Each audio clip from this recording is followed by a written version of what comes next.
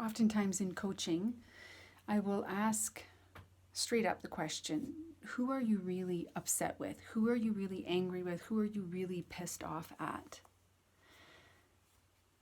So think about the last time that you raised your voice, that you yelled, that you name called, aggressively texted or typed an email, cut someone off in traffic, ghosted somebody. Any sort of abrasive or even avoidant behavior. And don't worry, no one, I'm not judging you here. I do those things too, rarely out loud, sometimes in my head. And I've been working on my own emotional self-awareness for a number of years now. And the work of that self-awareness is that it diminishes the frequency that these things happen. So try to place it in your mind the last time that you did that.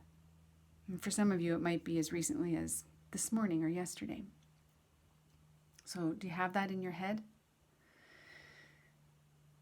And as you think of this situation, consider, what were you feeling physically? What were you feeling? Were you hot? Did your energy spike? Did you have a knot in your stomach, tightness in your throat, clenched jaw? Were you sweating? Did your face flush? Did you start your stomach feel upset?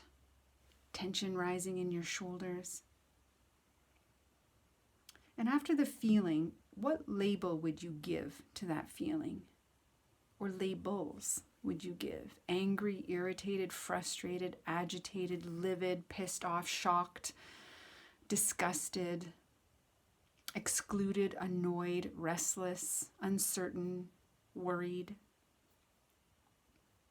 And then finally, who did you hold accountable or responsible for how you were feeling? They made me angry. They pissed me off. If they didn't do that, I never would have cut them off. I never would have flipped them the bird. I never would have yelled. If they didn't say that, I never would have defended myself. They made me send that text after they sent me that text. Did you perhaps pass responsibility of how you felt and then how you behaved onto someone else? Because why would you give away that kind of power? We have to ask ourselves, am I in fact a puppet on a string? Meaning no matter what happens out here, I can't control myself. That whatever's going on out here gets to control how I tend to operate, how I want to operate in here. In emotional self-awareness, emotional intelligence, we claim responsibility for how we feel because, in fact, we make our own emotions. We choose how we want to feel about something. We choose what we want to then think about it, and then we choose how we're going to behave in it. This is our emotional self-awareness, and it's our emotional self-management.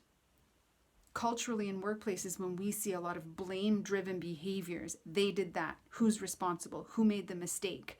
Now I'm pissed off. Who's responsible for that? Things didn't go right. Who's responsible for that? When we have a lot of blame within our culture, then we have a lot of individuals who feel very unsafe making mistakes. When we feel unsafe making mistakes, we don't try to innovate. We don't try to fix. We don't try to create something that's new. We don't want to offer our opinion. We don't want to blow the whistle when something's going astray. When in an organization, each individual comes as an emotionally intelligent individual, these types of toxic behaviors don't happen. What does happen is we maintain our own personal responsibility for how we behave in the workplace. And we do everything that needs to be done in our emotional intelligence skill set to arrive as someone that is self-aware and is self-managing so that we create spaces for creativity, motivation, innovation, collaboration, teamwork, problem solving, goal achievement, commitment, unity. We create the space for all of that to happen.